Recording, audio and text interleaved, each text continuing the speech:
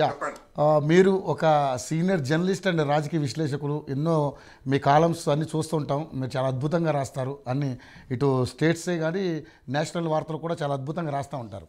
Sir నిజంగానే మరి ఈరోజు ఈ విప్లవం, ఒక యూట్యూబ్ విప్లవం నడుస్తున్న ఈ ఈ ఈ తరుణంలో మరి ముఖ్యమంత్రి రేవంత్ రెడ్డి గారు వ్యాఖ్యల పట్ల ఒక సీనియర్ జర్నలిస్ట్గా, ఒక రాజకీయ విశ్లేషకుడిగా మీరు ఎలాగ స్పందిస్తారు దీని మీద? ముఖ్యమంత్రి రేవంత్ రెడ్డి గారైనా లేదా గత మాజీ ముఖ్యమంత్రి కేసీఆర్ అయినా మ్మ్. జర్నలిస్టుల్ని చులకనగా మాట్లాడటం లేదా చులకనగా వ్యవహరించడం అనేటువంటిది మ్మ్. ఒక ముఖ్యమంత్రి స్థానంలో ఉండి ఇది చేయడాన్ని నేనైతే సమర్థించను. ఓకే. డెఫినెట్ గా వ్యతిరేకిస్తాను నేను. మ్మ్. అయితే చిత్రం ఏంటంటే గతంలో కేసీఆర్ జర్నలిస్టులను కించపరుస్తూ బహిరంగంగా ప్రెస్ కాన్ఫరెన్స్ లోనే అవమానించినప్పుడు మరి మన ఏయో టీవీ డిస్కషన్ పెట్టిందో లేదో నాకైతే తెలియదు. మ్మ్. ఎవ్వరు కూడా కనీసం దాన్ని ఇది తప్పు కేసీఆర్ గారు మీరు మాట్లాడుతున్నది తప్పు అని మాట్లాడినటువంటి వాడు ఎవరు కూడా లేరు ఆ రోజు. మ్మ్. ఇవాళ యోయో టీవీ కానీ లేదా మిగతా వాళ్ళు ఎవరైనా చర్చలు పెట్టేటైతే వాళ్ళకి అటువంటి అవకాశం వచ్చిందనేది ఇక్కడ మనం గమనించాలి. మ్మ్. గతానికి ఇప్పటికీ ఉన్నటువంటి ఒక మార్పు. మ్మ్. అయితే అంత మాత్రాన రేవంత్ రెడ్డి గారిని పూర్తిగా ఆయన మాట్లాడిందని నేను సమర్థిస్తున్నానని అనుకుంటే పొరపాటు. మ్మ్.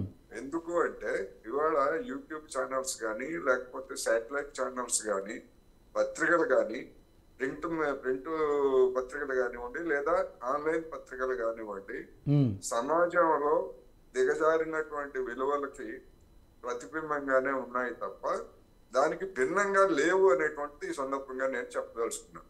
మ్మ్. అది యూట్యూబర్స్ కావచ్చు లేకపోతే ప్రింట్ కావచ్చు ఎలక్ట్రానిక్ మీడియా కావచ్చు, మ్మ్. ఎవరికి వాళ్ళు బాధ్యత రహితంగా ఉండేటువంటి వాళ్ళు ఉన్నారు, బాధ్యతగా వ్యవహరించేటువంటి వాళ్ళు కూడా ఉన్నారు. మ్మ్. అందువలన మనకి జర్నలిజంలో మనకి చెప్పేది ఏంటంటే కుక్క మనిషిని గరిస్తే అది వార్త కాదు, అదే మనిషి కుక్కను గరిస్తే అది వార్త వార్త. అవుతుంది. మ్మ్. వార్త అవుతుంది.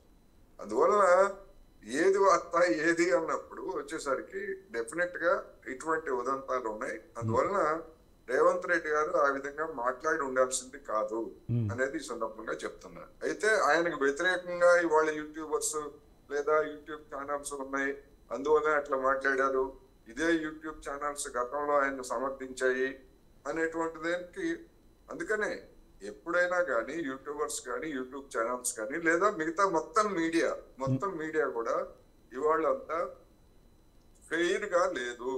మ్మ్. ఫెయిర్ గా లేదు. అవకాశవాదులు ఉన్నారు, బ్లాక్ మెయిలర్స్ ఉన్నారు. మొత్తంగా ఏదో ఒక యూట్యూబ్ అని ఇంకోటి అని అంటలేదు, మ్మ్. అన్ని రకాల అవాంఛనీయమైనటువంటి శక్తులు ఉన్నారు. అటువంటి శక్తులు ప్రజాప్రతినిధులుగా కూడా ఎన్నికైన వాళ్ళు ఉన్నారు, మనందరికీ తెలుసు. మ్మ్. పేరు చెప్పుకోవడం ఇక్కడ సంస్కారం కాదు. అందువలన అలాంటి వాళ్ళన్నింటినీ కూడా దాన్ని మనం గమనంలో ఉంచుకున్నప్పుడు రేవంత్ రెడ్డి గారు విమర్శించారు, చులకనగా మాట్లాడారు. మ్మ్. మరి మిగతా యూట్యూబర్స్ కూడా మరి చులకనగా మాట్లాడిన వాళ్ళు లేదా లేనిపోయిన ఆరోపణలు చేసినటువంటి వాళ్ళు లేదా నిందారోపణలు చేసినటువంటి వాళ్ళు లేదా ఇప్పటి వాళ్ళు కూడా వాళ్ళకి అనుకూలంగా రియాక్ట్ కావచ్చు.